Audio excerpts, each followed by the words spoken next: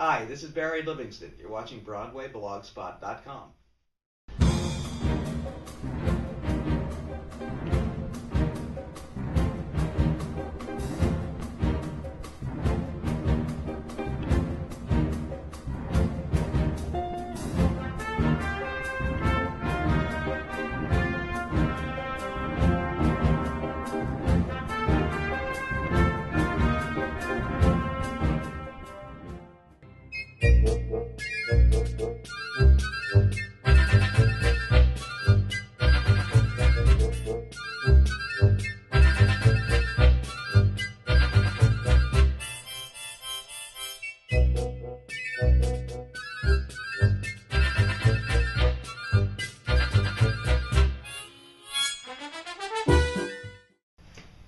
Well, my book is called The Importance of Being Ernie, and people ask me, why did you write a book? And of course, I've been in the business, show business, the early 50s, I guess, so that's about over 50 years. And I thought I might start forgetting it, so I figured I better start putting it down. Stories that I would tell people at parties about stars that I worked with a long time ago, Elvis Presley, Jerry Lewis, Debbie Reynolds, and of course on My Three Sons, which is where people might know me best. I played Ernie. So, and I know they always got great reactions from people when I tell them at parties or whatever. So I thought it was time to just go ahead and, share it with the rest of the world.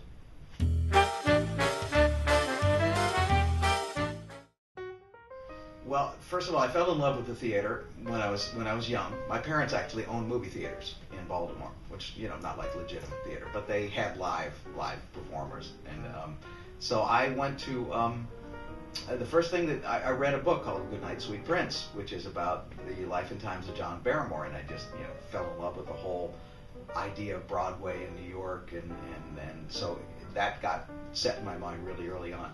After My Three Sons and after a few other shows, Sons and Daughters, a lot of episodic work, I said, it's time to go to New York. I worked with Roddy McDowall on a movie, and he was a child actor, and I asked him, what did you do to get further in your career? He said, I went to New York as a young man, and I got into the theater. So I said, well, great, I'm going to do that. Came to New York. I was going to set up kind of arrangements, find a place to live. While I was here, I met with a guy named Stark Hesseltine, who was a big agent at that time, and I just wanted to see if he was interested. And he said, sure, I'll take you on. I have an audition for you this afternoon if you want to go on it.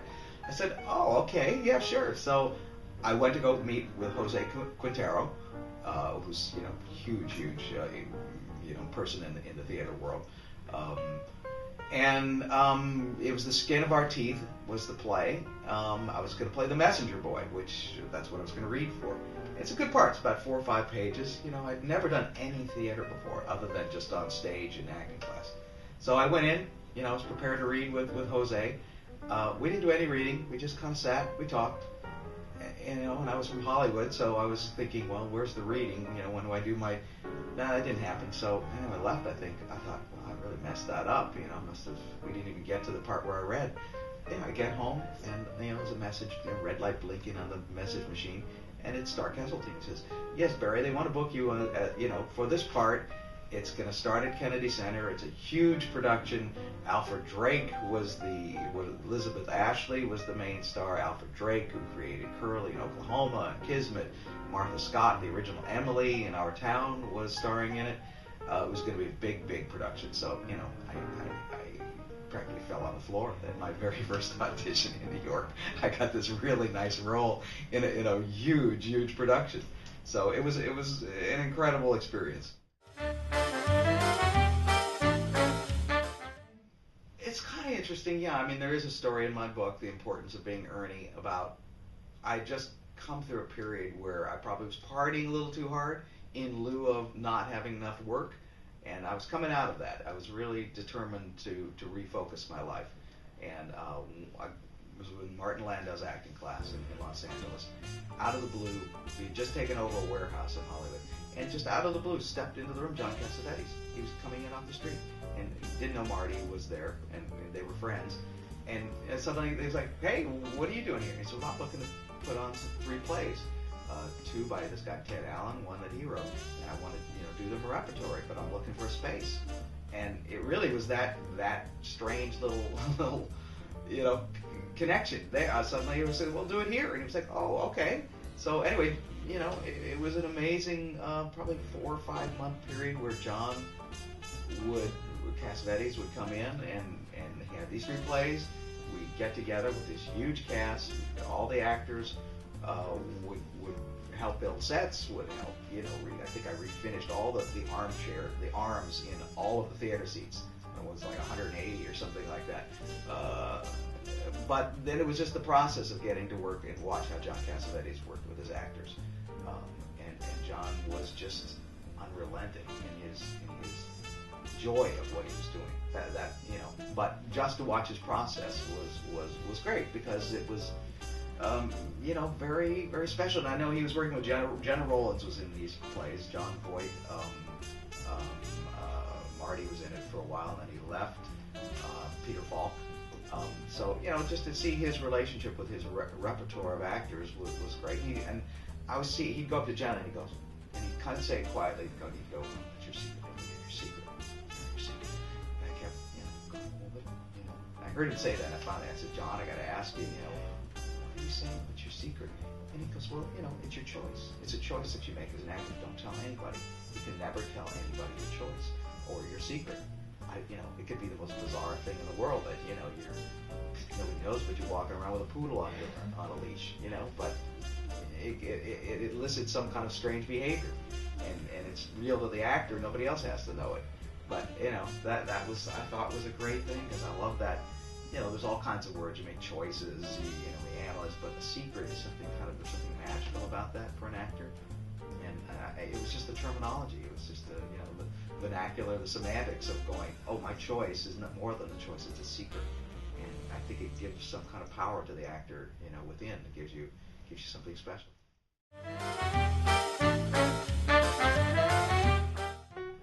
Well, when you get into a part very young, like I did, I came out of My Three Sons when I was 10 years old. So, and I was already a professional actor before that.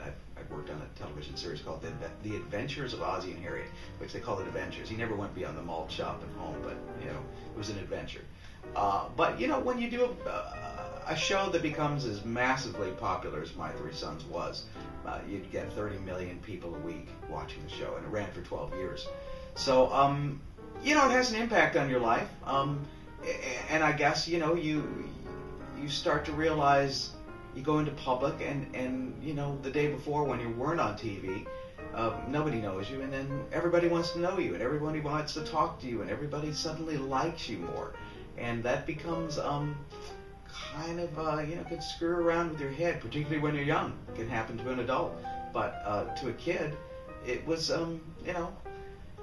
honestly, I didn't enjoy that much. I wasn't really particularly drawn to the fame part of it, because I think I was kind of a nerdy little kid anyway, and I probably would have been just picked on, and to me it felt like being made fun of, and that was odd. That didn't feel good. So I played it kind of on the low. I really wasn't trying to develop a posse and show up at places that everyone would go to as a child star. Well, hi, this is Barry Livingston again. I just want to remind you, I've got a book about my life in show business, television, film, theater. It's called The Importance of Being Ernie. I've worked with some tremendous people over the years, in the theater world. I worked with Jose Quintero and Liz Ashley and Alfred Drake, Martin Landau. As a kid, way back, I worked with Jerry Lewis and all these stories, Elvis. It's all in the book. The Importance of Being Ernie. You can find it at a bookstore such as Barnes & Noble. I believe it's online. You can download it digitally at Barnes & Noble online or Amazon.com. Yeah, it's an educational book about how to survive this business too. It's a lot of fun. Thanks for watching BroadwayBlogspot.com.